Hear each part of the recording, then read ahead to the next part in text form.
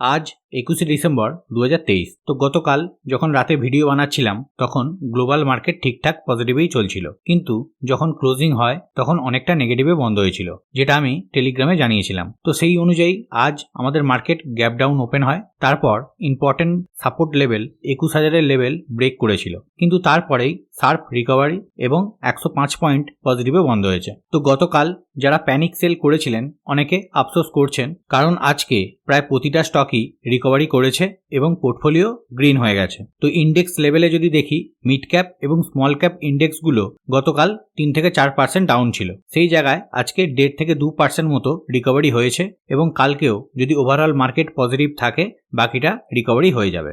এবং যে সেক্টরের স্টকগুলো গতকাল বেশি মার খেয়েছিল সেইগুলো আজ বেশি পজিটিভ দেখিয়েছে, যেমন Nifty media, Nifty PSU bank, Nifty metal. তো এবার কিছু স্টক রিগার্ডিং আপডেট কভার করি। তো প্রথমেই ডিফেন্সের দুটো স্টক নিয়ে বলি, ম্যাজাগান ডক আর কোচিন শিপইয়ার্ড। তো ফাইনালি কোচিন শিপইয়ার্ড 488 কোটি টাকার একটা অর্ডার পেয়েছে ডিফেন্স মিনিস্ট্রির তরফ থেকে। তো এই ওয়ার্ক প্যাকেজে নোবেল ভেসেল রিপেয়ার এবং মেনটেন্যান্স হবে ইকুইপমেন্ট এবং সিস্টেমের, যার কারণে স্টকটা প্রায় 7% মতো আজ উপরে চলে যায় এবং প্রায় অল টাইম হাইয়ের কাছে ট্রেড করছে। এছাড়া আগেই এই কোম্পানি স্টক স্প্লিট অ্যানাউন্স করেছিল, কিন্তু ডেট এখনো অ্যানাউন্স করেনি, তো ডেট এলে আমি জানিয়ে দেবো। তো এই সেক্টরের আরও একটা স্টক ম্যাজাগান ডক আজ প্রায় 4% মতো উপরে বন্ধ হয়েছে। তো এই কোম্পানিও ডিফেন্সের সঙ্গে একটা কন্ট্রাক্ট সাইন করেছে 6টা ভেসেলস কনস্ট্রাকশন করার ইন্ডিয়ান কোস্ট গার্ডের জন্য।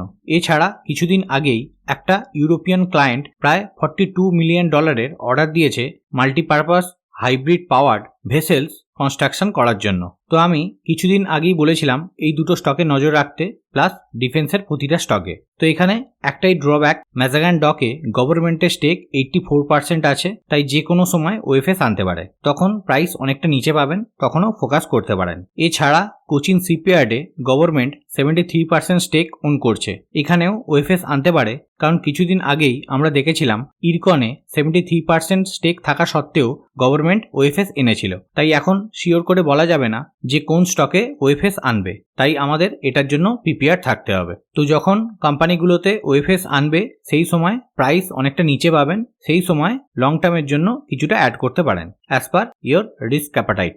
নেক্সট, রেলওয়ে সেক্টরের স্টকগুলো আজ অনেকটা র্যালি দেখিয়েছে আইআরএফসি, আইআরসিটিসিতে। তো এর সঙ্গে দুটো প্রাইভেট কোম্পানি আছে, টিটাগার ওয়াগন এবং টেক্সমেকো রেল।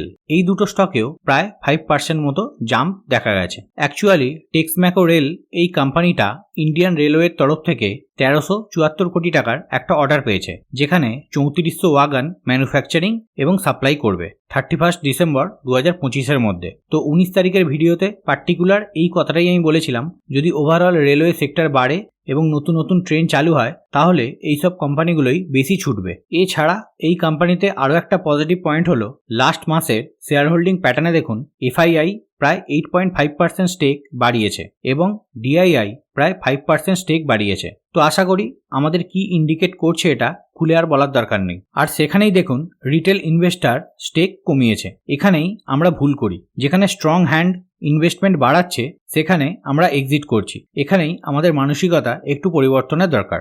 এছাড়া টিটাগার রেল সিস্টেম এই স্টকটাও আজ প্রায় 4.5% মতো বেড়েছে। পার্টিকুলার আজকে কোনো নিউজ নেই, কিন্তু তবুও নজরে রাখবেন। পার্সোনালি আমি এই কোম্পানি ভিজিট করেছিলাম কাজের সূত্রে, তো আগের থেকে এখন কোম্পানি খুবই স্ট্রং এবং এই কোম্পানির আগের নাম ছিল টিটাগার ওয়াগনস। তো এই কোম্পানিতেও এফআইআই এবং ডিআইআই তাদের হোল্ডিংস কিন্তু ইনক্রিজ করছে, তাই অন্যান্য রেলওয়ে স্টকের সঙ্গেও এই দুটো স্টক র্যাডারের ওপর রাখতে পারেন। কোনো রেকমেন্ডেশন নয়, জাস্ট এডুকেশনাল পারপাস বললাম। তো এরপর আপনাদের যদি কোনো স্টক সম্বন্ধে জানার থাকে কমেন্ট করতে পারেন, চেষ্টা করব এক এক করে নেক্সট ভিডিওগুলোতে কভার করার। তো আজকে আরও একটা ইম্পর্টেন্ট ডেটা রিলিজ হবে যেটার ওপর পুরো দুনিয়ার মার্কেট নির্ভর করছে, সেটা হলো ইউএস এর জিডিপি ডেটা। তো ভিডিও যখন বানাচ্ছি অলরেডি সেই ডেটা রিলিজ হয়ে গেছে। তো এখানে দেখতে পাচ্ছেন এবারে ইউএস এর জিডিপি এসেছে 4.9%, যেটা এক্সপেক্ট করা হচ্ছিল 5.2% আসতে পারে, তার জায়গায় একটু কম এসেছে, কিন্তু প্রিভিয়াসের তুলনায় অনেকটাই বেশি।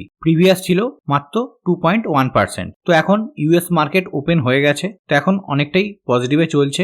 যদি এইভাবেই ক্লোজ দেয় তাহলে কাল আমাদের মার্কেটও পজিটিভ থাকতে পারে।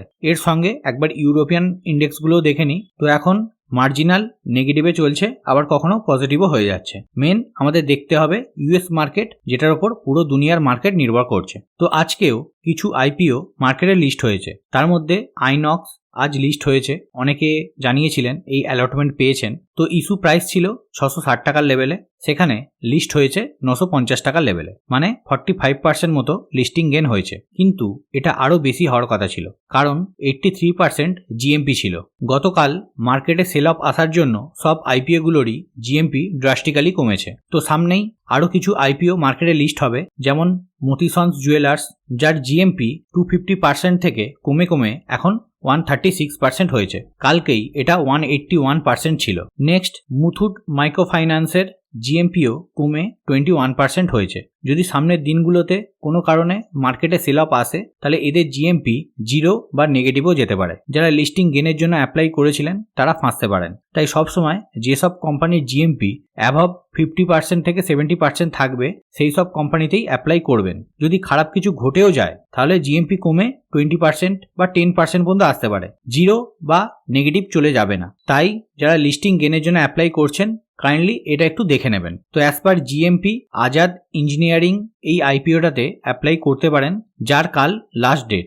এখন 83% জিএমপি চলছে। তো লাস্ট ডেটা অনুযায়ী 11.59 টাইমস সাবস্ক্রিপশন হয়ে গেছে, এখনো একদিন বাকি। তো কাল এর ফাইনাল আপডেট আপনাদের দিয়ে দেবো। তো এখানেই আমার ছোট্ট ভিডিওটা এন্ড আপ করছি।